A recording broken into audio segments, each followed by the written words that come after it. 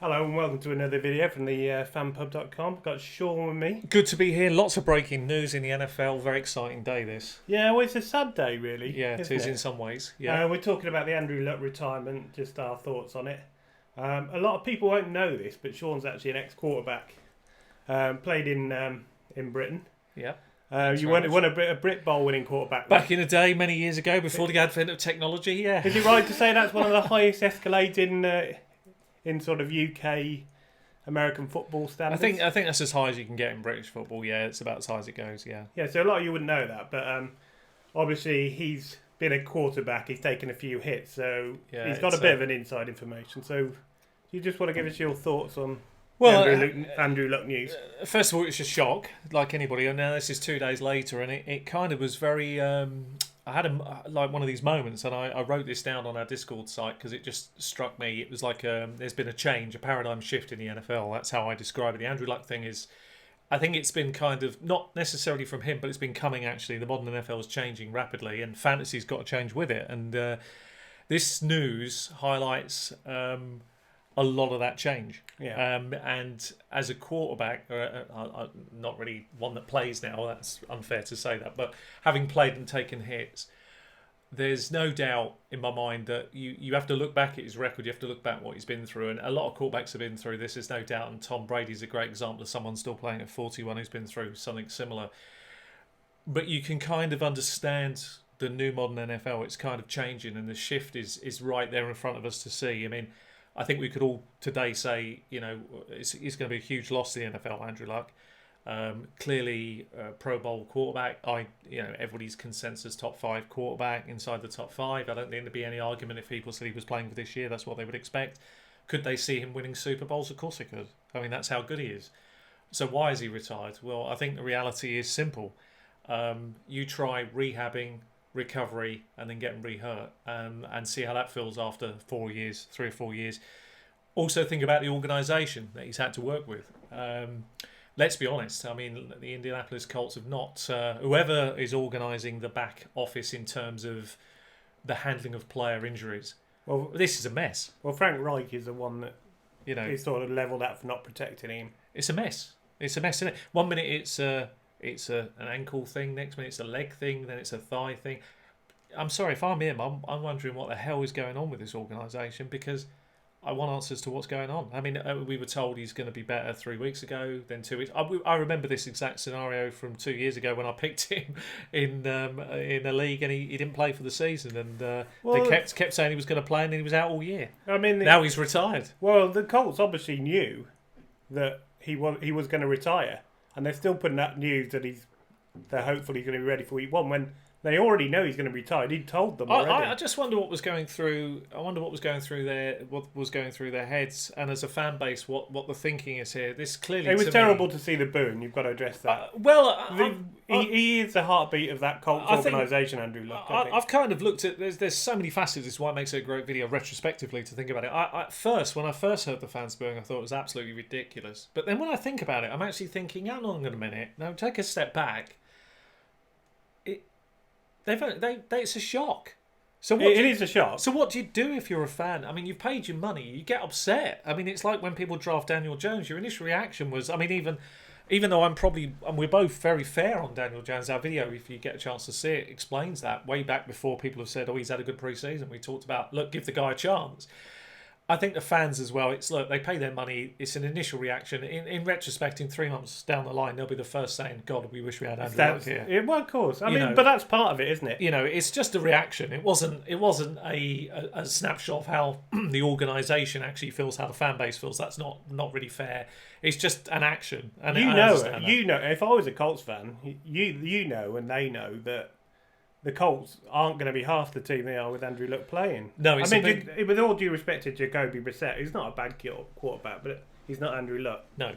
No, but it's different, isn't it? But I think, when they have time to think about it, he's going to get standing ovation from that Colts crowd. And I'd hope so anyway. 6 months down the line, it'd be a different reaction entirely. They'd be applauding him coming in the stadium every time he's there. So I'm not worried about that. What I was going with this is the paradigm shift that exists in the NFL now has been highlighted by Andrew Luck, because what he's actually touched on is that these players, and this puts a whole new light on the Ezekiel Elliott, the Gordon situation of holding out.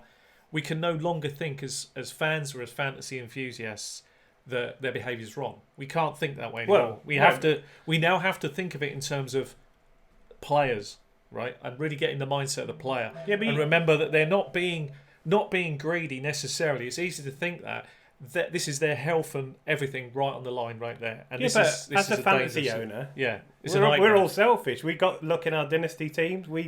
It's really upsetting that he's gone. I'm upset. I know it's, but I would never boo him. I wouldn't boo him. I think he's a great player. I'd give him a standing ovation if I was there because he's a great player to watch. It's a shame his career's been cut short. It's brought into like a paradigm shift, and this shift is simple. You'll hear people, and people won't like this, right? I'm going to say it because it's fantasy. This is what we're here for. They'll say, "Oh, you shouldn't draft early. You should draft later." This is the tip of the iceberg. You do realise what is coming in the modern NFL. There will be players now that in 4 years, 5 years down the line will maybe play a week and quit. That is the modern NFL. That is what we're going to be dealing with. So what that means to us now as fantasy enthusiasts is we have to get our heads in a new thinking process. We have to start really working out the psychology. We've got to add a new aspect to fantasy, which is the mental aspect of the game, and realise some things about rehabbing, recovery, and everything else. This plays an even more part of what we're doing. You've only got to look at players like Josh Gordon. I mean, he's somebody that undraftable. So but he's not though, is he? Because he's good. Could you trust him? Well, nobody can trust him. But exactly. So he's always tempted. Of course, he's going to be a value talent where he's going. If you can get him on the cheap, yes. But see, what this is highlighting, this is why it's brilliant. The Andrew Luck thing is, it's the new paradigm shift. We can't just assume anything now. You can't just assume anything. All bets are off. All bets are off in terms of you can't, it's one thing to know, like, I know I've taken a supreme risk. That draft ball to the perfect one to highlight the risk. I mean, I've taken Ezekiel Elliott at 4. I know the risk, but I've realised that in my draft. At least I've got the prior knowledge to know if he holds out the entire year, I've had to build my draft board according to that problem. That if that happens, I've got to assume that it's a loss and I've got to somehow find a way to fight through that. This is the new modern NFL. And what he's highlighting is, no longer can you think... I mean, like, it would be very easy for me to sit here and go, well, he had at least 10 years ahead of him. What could he have achieved? No. The guy came in, he's a bright bloke, and what they've realised, what a lot of modern NFL enthusiasts have worked out, is that the current contract situation doesn't work, particularly for running backs, right? Quarterbacks, you could argue, they get paid a lot of money, golden arm and everything, but he's actually worked something else out because he's a bright bloke. It hurts when you get sacked a lot. And I put this into perspective, right? I wrote these things down. Andrew Luck has achieved this in his career, right? So in his 6 years, not going to count it as 7 because 1 year is out of the game, really. He was injured for a whole year. So we take the 6 years. He averaged 28.5 touchdowns a year, and that's including rookie year and everything else, which is pretty remarkable. Yeah. He was averaging 3,945 yards a year, which again is absolutely phenomenal. 6 years, nearly 4,000. I mean, you could argue it could have been 4,000 a year if he, played another year or two. But in that time as well, every time he completed a pass, completed exactly 2,000 passes in the NFL. 1 in every 11 was a TD, and equally, 1 in every 11 completed passes was also a sack, which is very, very telling of the organisation that he had around him in that time. Now, they had a couple of good years, but they did some frighteningly bad things to him. I mean, it worked out to be a very good idea long run, but it got him seriously hurt. I mean, in 2016, they put three rookies on the line. I mean, that was a big year. He got 41 sacks again that year, the same as his rookie season. That is the accusation that's laid at Frank Reich or the Colts organisation door, that they didn't protect him properly with a good O-line. And he was almost like a sacrificial lamb in the end. And we actually talked about it off air, and I said to you, well, I really fear for Deshaun Watson because absolutely. He was the most sacked quarterback last year. Such a bright talent. He can run, he can pass, he can do it all. If they don't protect him like they didn't protect Luck, then you can see the same thing happening. Just injury after injury. These are bright people, right? These quarterbacks are not daft, right? So, and the modern NFL now is changing, and players are realising something important. And the Texans, if you're a Texan fan, you must look at this now and go, yeah, if we don't protect our quarterback, he will also make a similar decision quickly, whether it's through injury or logic of I can't take another 50 sacks. And they can't. And I know what it's like as a quarterback, because I left the game, technically, I left the game after 3 years because I felt I'd achieved everything I wanted to achieve. And I was lucky that I had, because I think, would I have carried on if I hadn't? Probably. Would that have done more damage to myself? More than likely. Would I have been playing at the highest level? Probably not. Would I have tried to play at the highest level? Yes. But it wouldn't have been the same. So I was grateful to get in, get out. And that is the modern NFL. The modern NFL now has changed. It is literally get in, get your money, you're well paid for it, and get out. And keep your health. And keep your health, because that's the way it is. And this will be the same with contract negotiations, because these running backs are woefully underpaid. So you can mess them about, but they've got the power and they can sit out. And you can say, oh, we can replace them. I've got the Dallas line, best line. What? That's Ezekiel Elliott, is it? Tony Pollard is Ezekiel Elliott? No, it isn't. That's your rushing leader there. That's a player who is number one. And that's no reflection on Tone. Good player. Good player. But you're not, not Pollard. being horrible. I hear these questions about, oh, anybody can run behind the line. Can they? That's why Trent Richards is so successful, is it? Indianapolis didn't have a bad line. Max actually made some great holes for the guy, but he still couldn't run behind them. He couldn't run through them. He couldn't run through the line, let alone anything else. So the NFL has changed, and when you hear the words of Andrew Luck about the rehab, the recycle, and everything else, that strikes a chord personally with me. Really strikes a chord, and there's no doubt. I know what it's like. He masked something. If you watch his, and this is so true, this, and it really hurts to think about it. I've got flashbacks thinking about this. He would go up to linemen who literally knocked him to the ground, a defensive lineman, and well done, good hit, and all that. And you think, what a gentleman, but you actually forget. I know what that's like. I was the same. Yeah, it's a great hit, well done. It hurt. I didn't want them to know it hurt. I wanted them to think, Jesus, that's nothing to him. That's nothing. Actually, every time he was taking those hits, they're never nothing. Don't think for 1 minute it's never nothing. Never, we forget unless a player's lying on the ground and isn't getting up, we forget how painful this game is. You don't realise until you have played a Sunday and then had to recover to get ready for the next game. Forget injury, just wear and tear of the week. What it's like I don't like cold baths, right? I'm not a fan of that kind of thing. But, it's the quickest recovery. You get in a cold bath on a Monday. You're trying to ice up the arm. You're doing whatever it can. You might have got a hit in the hip or whatever, and ribs. I mean, I think I played with 3 cracked ribs, for God's sake. I didn't want my team to know I was injured. I didn't want my coach to know I was injured. This is the modern NFL. This isn't the way it used to be anymore. There's no point thinking... I mean, to be fair, in your day... We did. They didn't really have modern. No. They hadn't actually had to pour it in through one of them jugs. Yeah, absolutely. But it's the modern NFL. This is the thing. It's the modern NFL. So players now have got the power to turn around and say no. And that's why anybody that says about these contracts, well, running backs are disposable.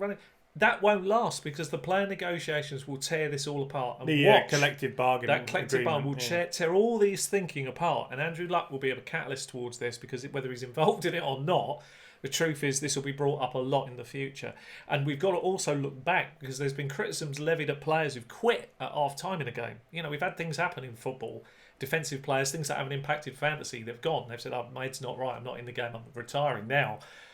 Well, that wasn't bad. That was the logical thing to do, because, you're going to get yourself or someone else killed out there. So you have to change your mind, and that means as well fantasy has to evolve. Now, I think that's something on this particular channel, actually, we have kind of been doing, but we've now got to get even more into it. We've been looking at what doctors have said a lot about the injuries, thinking about that. We've got to add another psychological part to this and start wondering, when you see a couple of red flags around a player's recovery, you've got to really start looking at that carefully for the next season. So that's something I'll be definitely watching more and more now moving forward. So it's a paradigm shift as of today, and I wish him all the very best, and I'm sure he'll be good. And to answer a question that will be asked on people, and watch this carefully, will he ever come back to the NFL?